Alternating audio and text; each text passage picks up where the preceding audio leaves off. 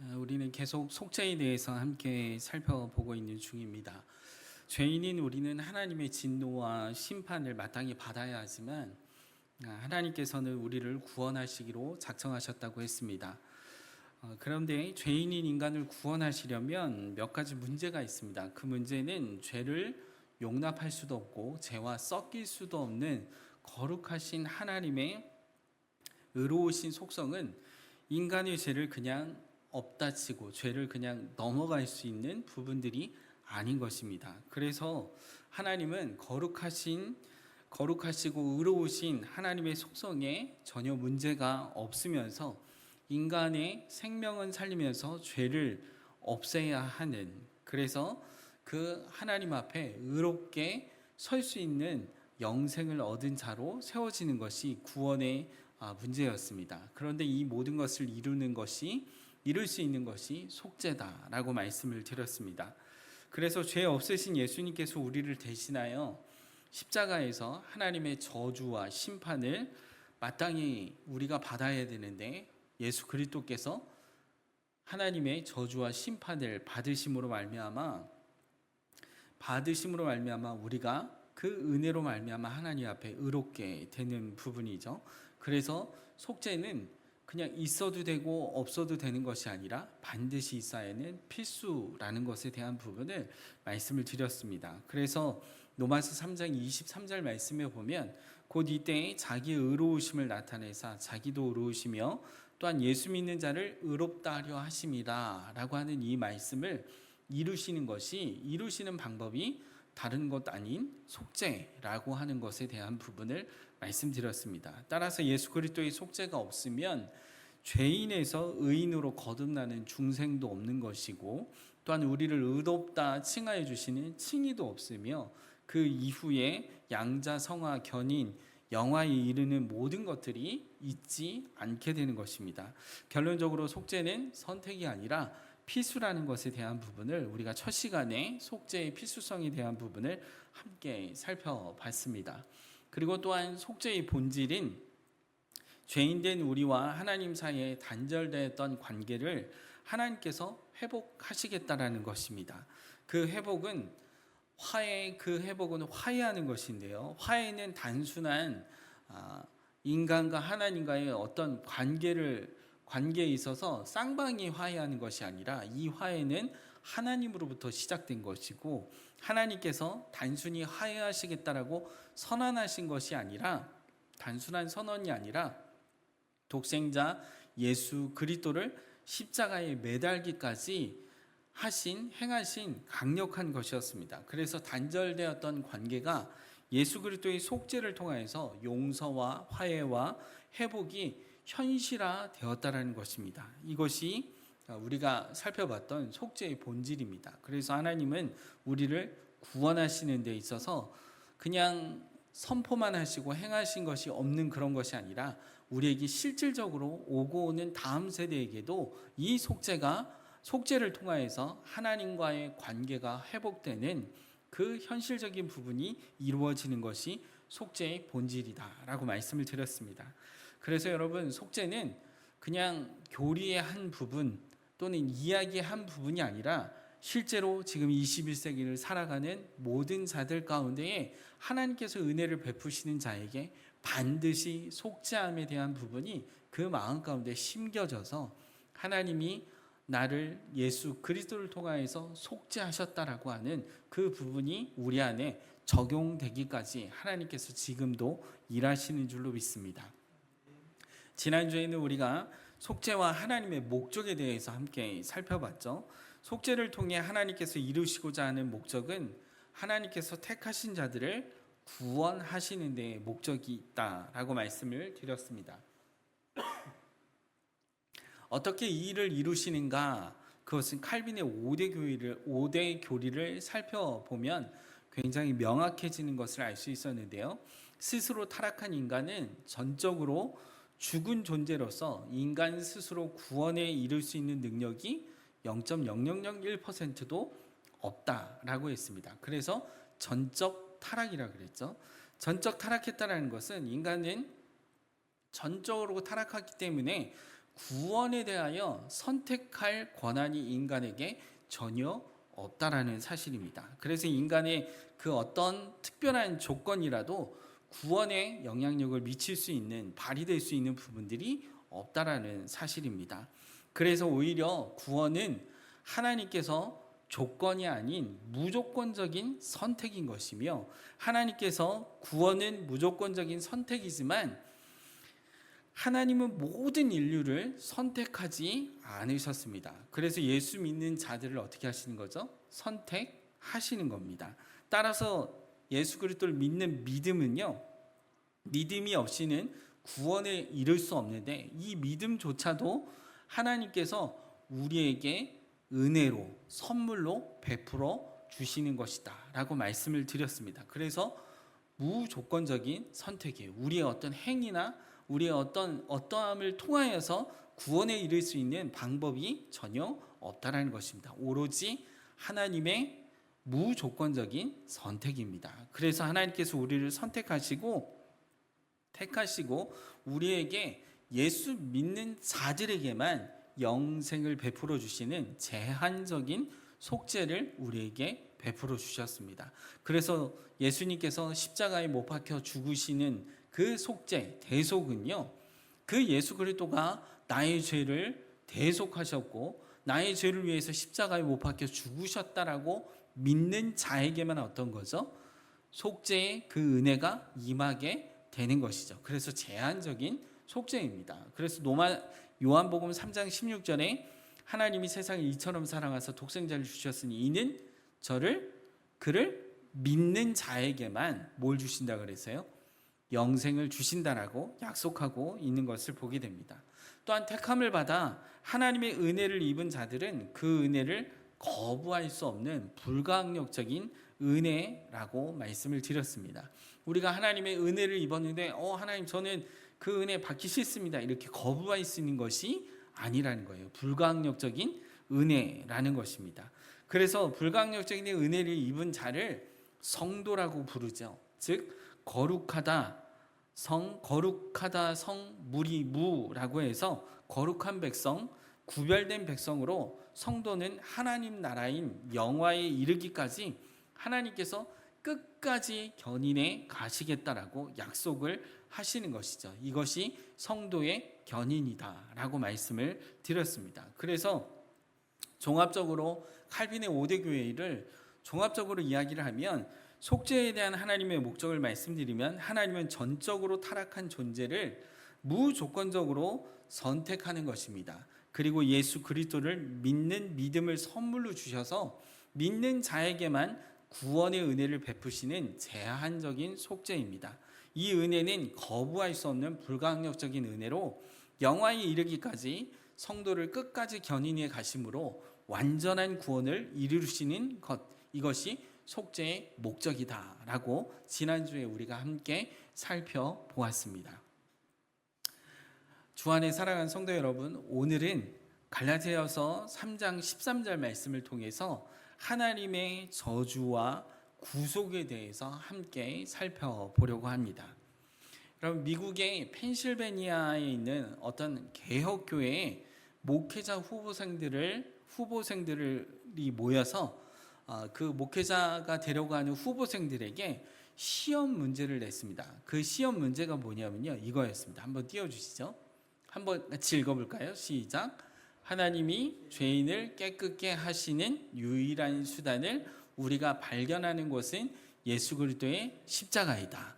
이 말이 맞습니까? 아니면 아닙니까? 참입니까? 아니면 거짓입니까? 굉장히 헷갈리시죠? 이거 참 아닌가? 이렇게 생각할 수 있죠. 거짓 아니야? 이렇게 생각할 수도 있습니다. 여러분, 하나님이 죄인을 깨끗게 하시는 유일한 수단을 우리가 발견하는 것은 예수 그리스도의 십자가뿐이다 라고 얘기를 하는데요. 여러분이 이게 참인지 거짓인지 어디에 참에 손을 드시겠습니까? 거짓에 손을 드시겠습니까? 네, 우리가 판단할 수 없는 거예요. 바뀌어가지고요. 네, 정답은요, 거짓입니다. 왜 거짓인가? 말장난인 것 같지만요, 하나님께서 죄인을 깨끗게 하시는 방법은 존재하지 않습니다. 여기서 하나님이 죄인을 깨끗게 하시는 이라 그랬는데 하나님은 죄인을 깨끗게 하시지 않습니다.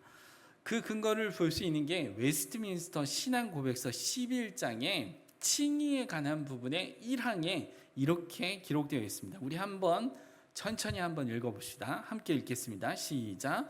하나님께서는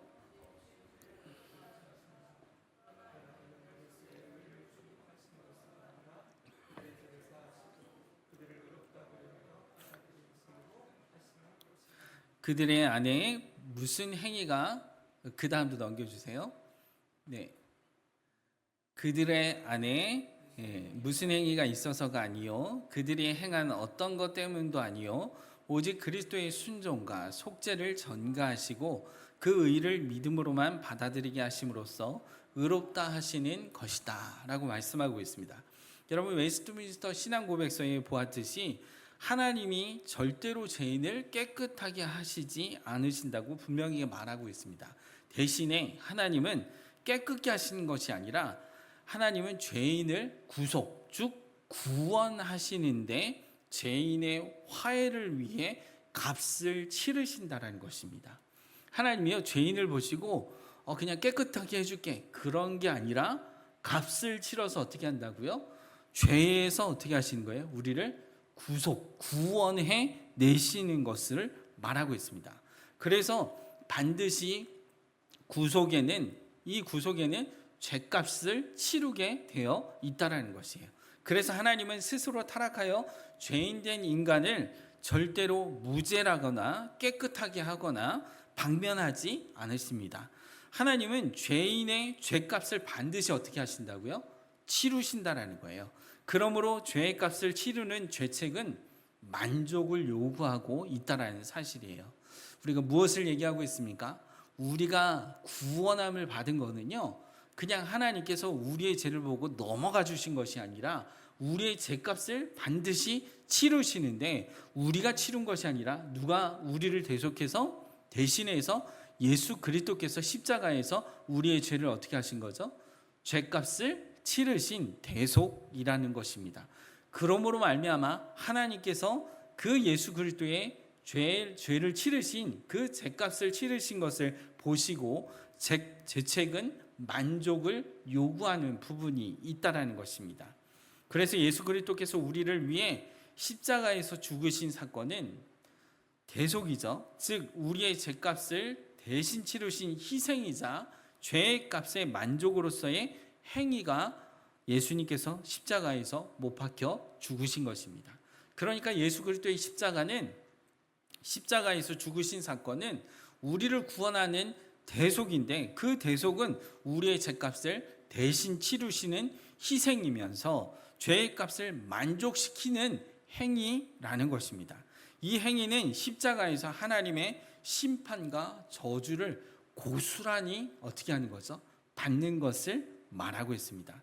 그래서 오늘 본문 말씀에 이렇게 기록하고 있죠. 오늘 본문 말씀 갈라디아서 3장 13절에 보면 그리스도께서 우리를 위하여 저주를 받은 바 되사 율법의 저주에서 우리를 속량하셨으니 기록된 바 나무에 달린 자마다 저주 아래에 있는 자라 하였음이니라 라고 말씀하고 있는 것을 보게 됩니다.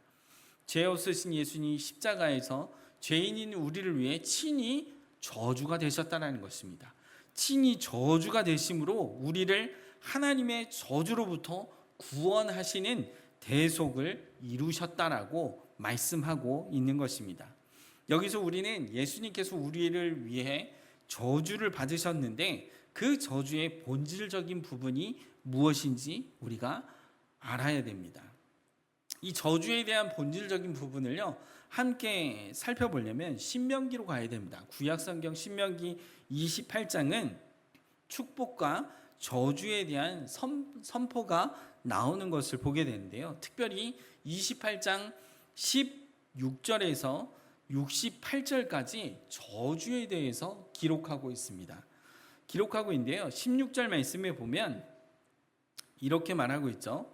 16절 말씀부터 20절 말씀까지 한번 보겠습니다. 16절에 내가 성읍에서도 저주를 받으며 들에서도 저주를 받을 것이요 또 내 광주리와 떡반죽 그릇이 저주를 받을 것이요 내 몸의 소생과 내 토지의 소산과 내 소와 양의 새끼가 저주를 받을 것이며 내가 들어와도 저주를 받고 나가도 저주를 받으며 내가 악을 행하여 그를 잊음으로 내 손으로 하는 모든 일에 여호와께서 저주와 혼란과 책망을 내리사 망하며 속히 파멸하게 하실 것이며 라고 이렇게 말하고 있는 것을 보게 됩니다. 여러분 무슨 말이에요?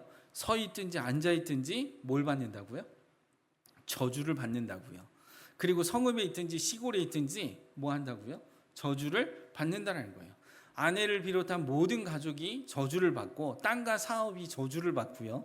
자녀와 당대 세대가 저주를 받아 그 사람이 모든 것들이 저주를 받게 된다라는 내용이 여기에 담겨져 있습니다. 여러분 여기 몇 구절만 살펴보아도 저주가 단순히 조금 어려워지는 상황을 말하고 있지 않습니다. 그러니까 모든 삶의 영역에 뭐가 임한다라는 거죠? 저주가 임한다라는 거예요. 여러분 우리가 상상할 수 있는 부분이 있죠. 성경 속에 어떤 인물입니까? 욥이죠. 욥 같은 경우 어떻게 했습니까? 한 날이 어떻게 했어요? 가축을 다 잃게 되고요. 뿐만 아니라 자녀들도 어떻게 됩니까? 다 잃게 되고요. 욥이 한 날이 또 어떻게 됩니까? 자신의 건강에 문제가 생기는 것들을 보게 되죠. 그러면서 욥의 친구들이 와서 저주를 받았다라고 이야기하는 것을 보게 됩니다. 여러분 이걸 오늘날로 우리에게 말하면 여러분 내가 회사 가도 저주를 받고 안 되고 집에 가도 안 되고 내가 행하는 모든 것들이 다 어떻게 되는 거죠? 안 좋아지는 것입니다. 이런 저주가 계속해서 있다라는 것을 말하고 있죠. 그러면 여러분 반대로 이 저주를 좀 더 우리가 더 알려면 반대 개념인 축복의 개념을 살펴보면 저주가 더 명확해집니다. 축복의 말씀은요. 민수기 6장 24절에서 26절 말씀인데요. 한번 우리가 다 같이 함께 읽어보도록 하겠습니다. 함께 시작. 여호와께서는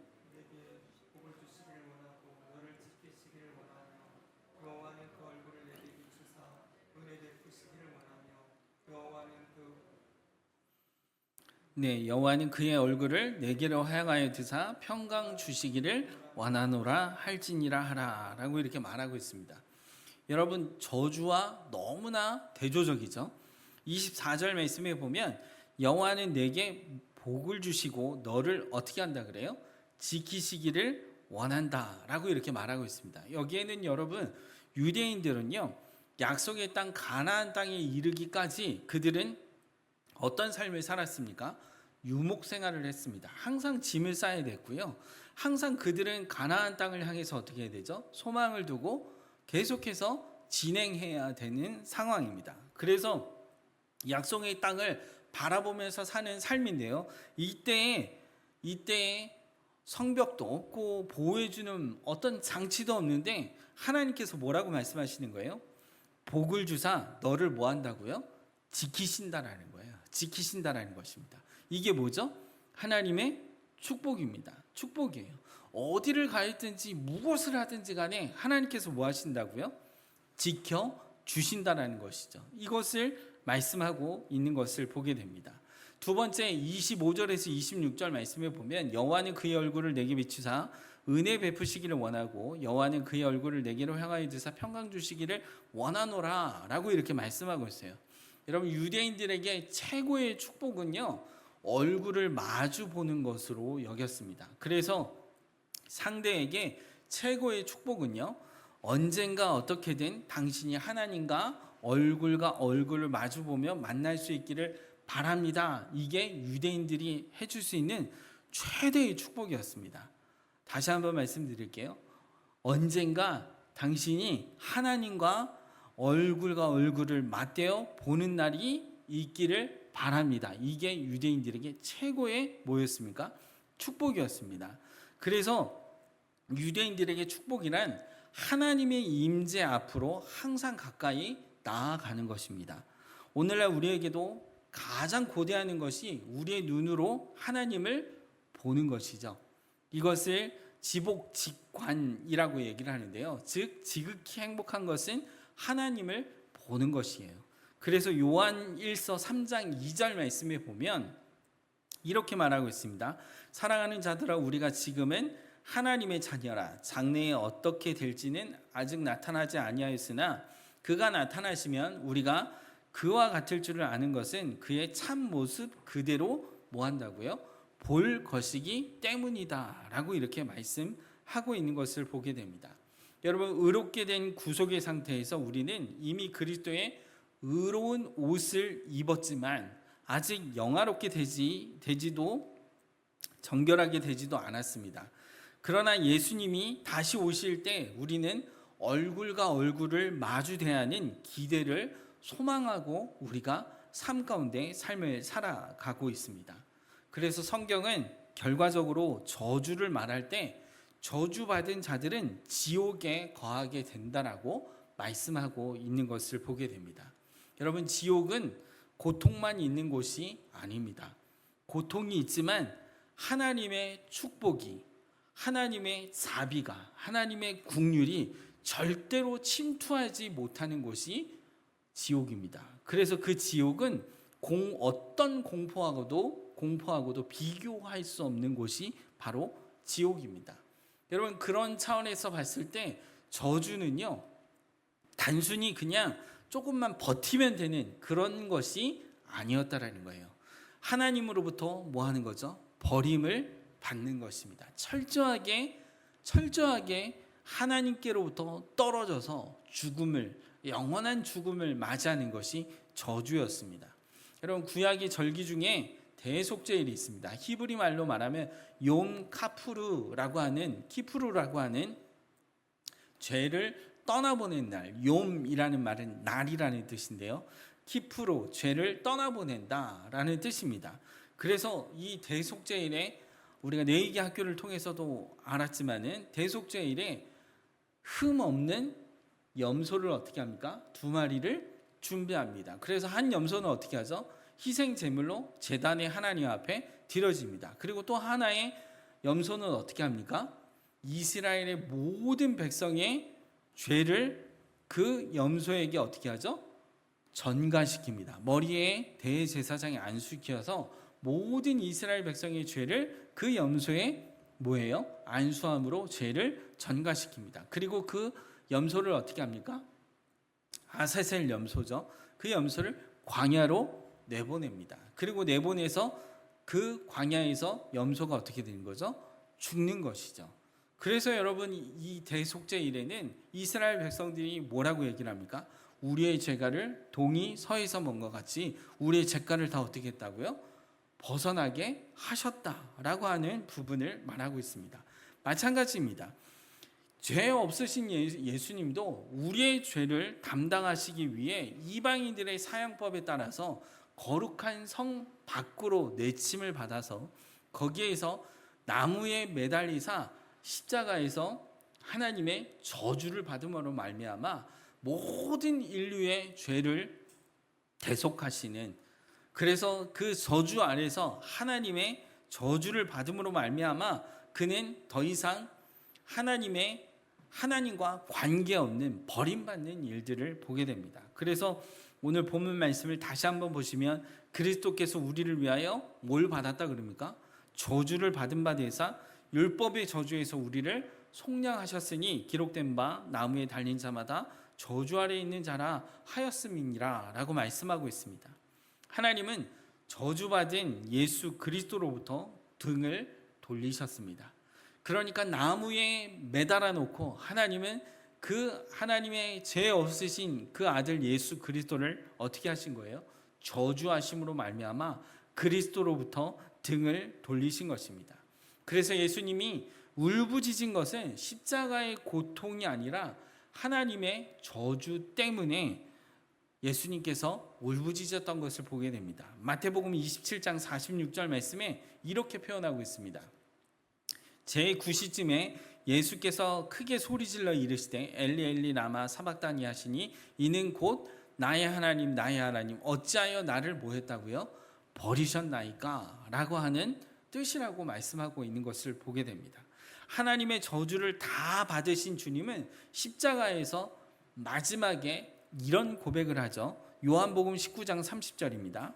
예수께서 신포도주를 받으신 후에 이르시되 다 뭐 했다고요? 이루었다 하시고 머리를 숙이니 영혼이 떠나 가시니라 라고 말씀하고 있습니다.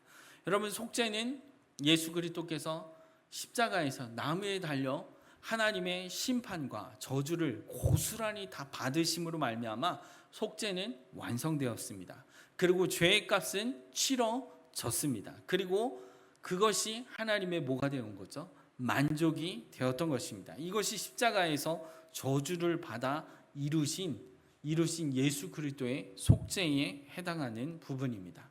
주 안에 사랑하는 성도 여러분, 저주에 대한 부분을 함께 살펴봤는데요. 저주는 이 세상에서 되는 일마다 안 되는, 될 것 같은데도 안 되는 것이 저주가 아니고요.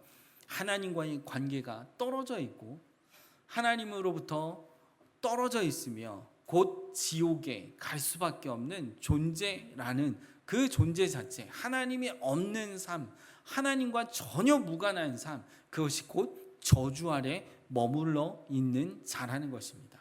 그런데 여러분, 이 저주에서 우리를 건져내 주시기 위해서 예수 그리스도께서 친히 나무에 달려서 하나님의 심판과 저주를 다 받으신 그 예수 그리스도를 믿는 자에게는요, 저주가 아니라 이제는 어떤 겁니까?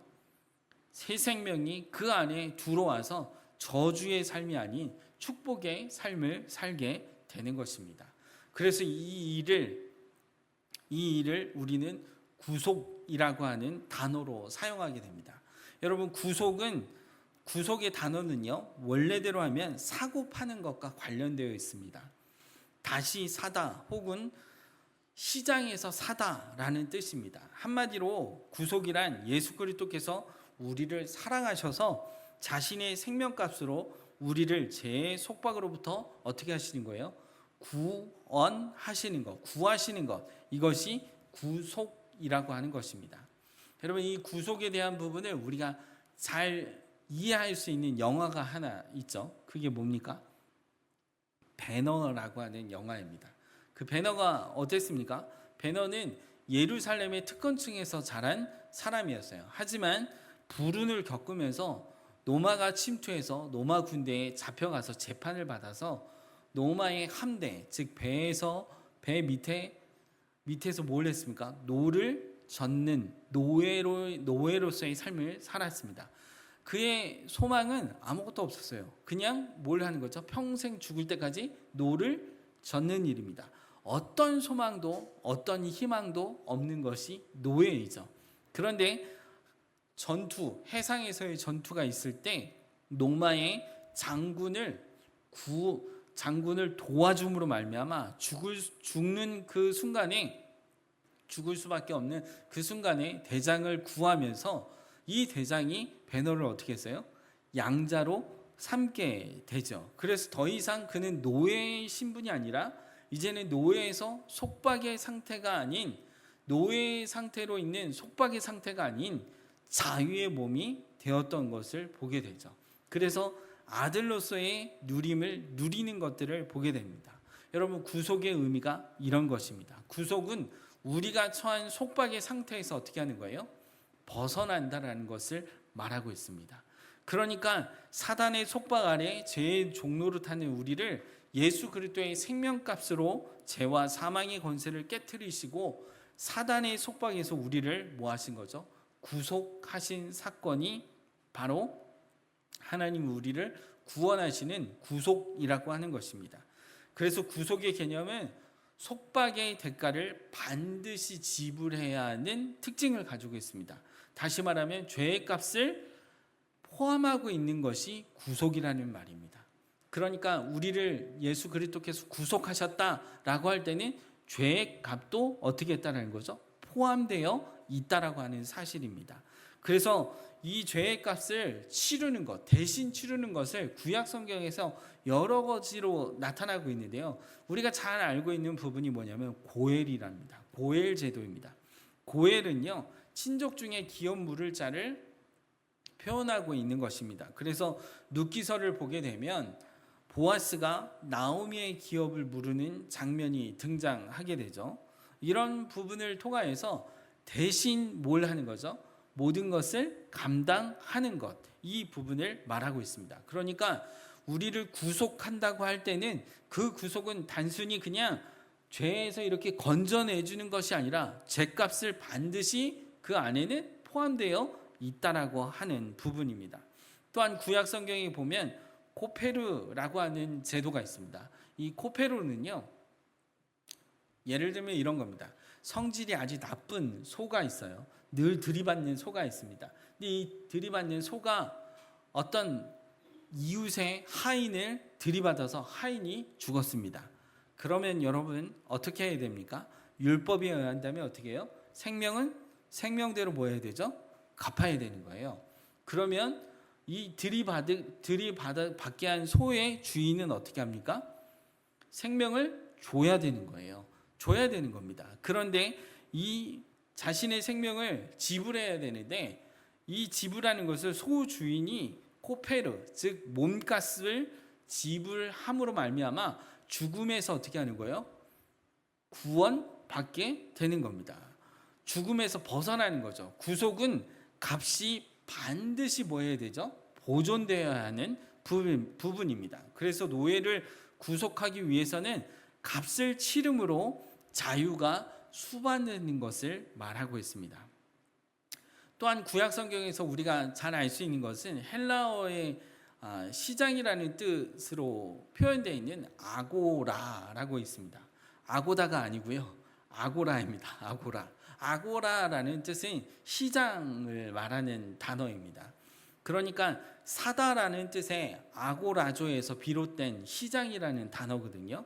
선지자 호세아는요, 우리가 얼마 전에 호세아서를 읽었죠. 매일 말씀, 매일 묵상 가운데 호세아서를 읽었습니다. 여러분, 호세아에게 하나님께서 명령을 하시죠. 명령이 무엇이었습니까? 음란한 여인 고멜과 뭐 하라는 거예요? 결혼을 하라는 것입니다. 그리고 음란한 자식을 낳게 되고요. 다른 남자와 간음하고 가늠한 남자가 급기야는 이 고멜을 어떻게 했습니까? 팔아 넘겼어요. 노예 시장에 팔아 넘겼습니다. 그래서 시장에 있는 고멜, 즉 노예로 있는 그 고멜을 호세아에게 하나님께서 어떻게 하십니까? 너는 그 시장에 가서 고멜을 뭐 하라는 거예요? 값을 주고 사 오라는 거예요. 여러분, 당시의 노예는요, 우리가 생각하는 어떤 그냥 노예 뭐 심부름하고 뭐 이런 그런 수준이 아니었습니다. 생명이 왔다 갔다 하는 수준이었어요. 어떤 한 사람이 뚱뚱한 노예를 보고 그 뚱뚱한 노예를 값을 싸게 주고 그 노예를 샀습니다. 그랬더니 주변에 있는 사람들이 이야기를 하는 겁니다. 이복에 왜 그 뚱뚱한 노예를 사는가? 그 뚱뚱한 노예를 사가지고 집에 데리고 가면 아마 그 노예가 당신의 집에 있는 음식을 다 먹어 치울 걸세. 그러니 당신은 노예를 잘못 사온 것이네 라고 이렇게 이야기를 했습니다. 그랬더니 이 노예를 산 사람이 이렇게 대답했습니다. 잘못 생각하고 있네. 나는 그런 목적으로 사온 것이 아니네 라고 얘기를 하면서 뭐라고 얘기를 했냐면요, 나에게는 삐그덕거리는 방앗간이 있는데 그 방앗간에 삐그덕거리는 방앗간이 하는데 이 노예를 썰어서 윤활유로 쓰려고 하네 라고 이렇게 대답할 정도로 노예는 인간이 아니었습니다. 그 노예는 생명이 그냥 산 사람에게 달려 있는 부분이에요. 그러니까 죽어도 죽음을 당해도 아무 호소할 수 있는 부분들이 아니었다는 겁니다. 특별히 이 당시에 여성 노예는요 더했습니다. 여성 노예는 옷을 완전히 벗겨서 노예의 몸을 경매로 내놓는 일이 흔했습니다. 그러면요, 도시에 있는 남자들이요, 이 여성 노예의 몸을 보기 위해서 다 몰려드는 겁니다. 몰려들어서 그 여성을 보면서 사내들이 어떻게 합니까? 값을 매기면서 경매에 들어가는 것이 이 당시의 노예의 모습이었습니다. 그러면 호세아 당시에도 동일한데요. 고멜은 어떤 상태입니까?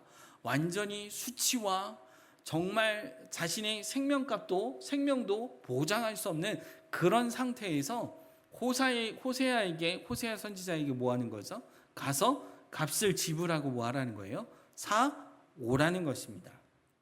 여러분, 호세아는 하나님 말씀에 순종하여서 고멜을 값을 주고 사왔습니다.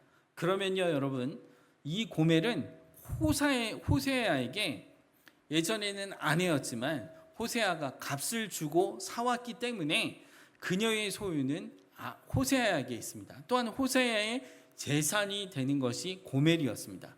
호세아가 원하는 대로 할 수 있으며 악의적으로는 그녀를 죽일 수도 있는 권한이 있게 되는 것입니다.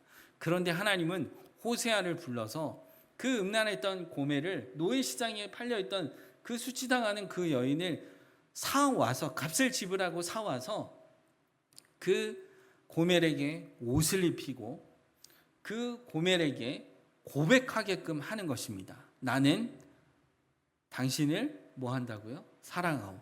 나는 당신을 여전히 내 아내로 생각하오. 수많은 군중들에게, 수많은 사람들 앞에서 이 여인은 뭐라는 거예요? 내 아내이고 내가 사랑하는 사람이라고 이야기하라고 하나님께서 호세아 선지자에게 말하고 있는 것입니다. 여러분, 우리를 사랑하시는 하나님은요, 하나님께서 우리를 사랑하는 방식이 마치 이런 방식입니다. 우리는 죄로 죽을 수밖에 없고 마땅히 하나님의 심판과 저주를 받아 지옥에 들어갈 수밖에 없는 우리의 인생인데, 하나님께서 우리를 구원하시기 위해서 그 아들 예수 그리스도를 십자가에 매달아 심판과 저주를 통하여서 죽임을 당하게끔 하심으로 말미암아 우리를 사랑하시는 하나님의 그 사랑의 방식이 바로 구속이라는 것입니다. 그래서 하나님께서 우리가 하나님의 자녀가 되고 죄 없다에 칭하여 주시고 우리를 양자 삼아 주시고 우리 안에 내주하여 주셔서 늘 주님과 함께 동행할 수 있는 은혜를 우리에게 베풀어 주신 것입니다. 말씀을 맺겠습니다. 오늘의 모든 인류는 우리가 원하지 않아도 출생과 동시에 하나님의 저주 아래에 있으며 사탄의 노예로 죄의 종로로 타는 존재로 살아갈 수밖에 없는 부분입니다. 우리가 어떤 존재인지조차 모르고 눈에 보이는 것과 손에 만져지는 것만을 위해서 살아가는 사람들이 태반입니다. 오늘날 우리의 일상 삶 가운데에서, 생활 가운데에서 우리가 추구하는 바가 뭡니까? 세상 사람들이 추구하는 바가 뭡니까? 이 진리 안에 내가 어떠한 은혜를 입었는지, 내가 어떤 존재인지 이런 거 관심이 없어요. 그것이 아니라 눈에 보이는 것만을 쫓아가고 손에 만져지는 것을 위해서 더 열심히 자신의 모든 것을 희생해 가면서 그렇게 삶을 살아가고 있습니다. 그런데 하나님께서 우리에게 어떠한 은혜를 베풀어 주셨습니까? 내가 죄인이라는 거, 내가 죽을 수밖에 없는 존재라는 사실을 성경을 통하여서 계시하여 주셨고, 우리는 반드시 죽을 수밖에 없는, 심판을 받아 저주 아래 거할 수밖에 없는 그런 존재라는 것을 하나님께서 우리에게 알려주셨습니다. 알려주신 것뿐만 아니라 하나님의 진노와 심판과 저주를 죄 없으신 예수 그리스도께 쏟으심으로 말미암아 철저하게 하나님께 버림을 받게 하셨고, 그리고 구속, 즉 죄의 값을 지불하셔서 우리로 하여금 하나님의 자녀 삼아 주시는 은혜를 입게 하시는 하나님의 사랑의 방식이 구속이었다라고 하는 사실입니다. 여러분, 이 진리는 세상의 그 어떤 것과 비교할 수 없고 비견할 수 없는 엄청난 하나님의 은혜인 것입니다. 우리가 세상에서 낙심하지 않아야 될 것은요, 우리가 세상에서 삶을 살면서 세상 사람들이 부러워하는 것들을 우리는 그걸 왜 못 누리나 그렇게 낙심하고 자살할 것이 아니고요, 내가 어떠한 은혜를 받았는지, 내게 하나님께서 예수 그리스도의 값을 치르면서까지 우리에게 새 생명을 주신, 영생을 주신 그 하나님의 사랑이 어떠함인지 우리 안에 늘 간직함으로 말미암아 그 하나님 앞에 감사함으로 우리의 삶을 드리는 저와 여러분의 삶이 되어지기를 간절히 소망합니다. 아무리 세상이 변해도 절대 변하지 않는 그것은 하나님께서 우리를 구속하신 하나님의 은혜라는 것입니다. 우리는 이 은혜를 붙들고 그 하나님 앞에 우리의 인생을 정말 버티기 어려운 순간이 우리 삶 가운데 돌아올 그때에도 우리가 놓치지 말아야 할 것은 예수 그리스도의 십자가의 대속으로 말미암아 영생의 은혜를 입은 자라는 것을 기억하며 하나님께 나아가는 복된 삶이 되어지기를, 저와 여러분이 되어지기를 예수 그리스도의 이름으로 축원합니다.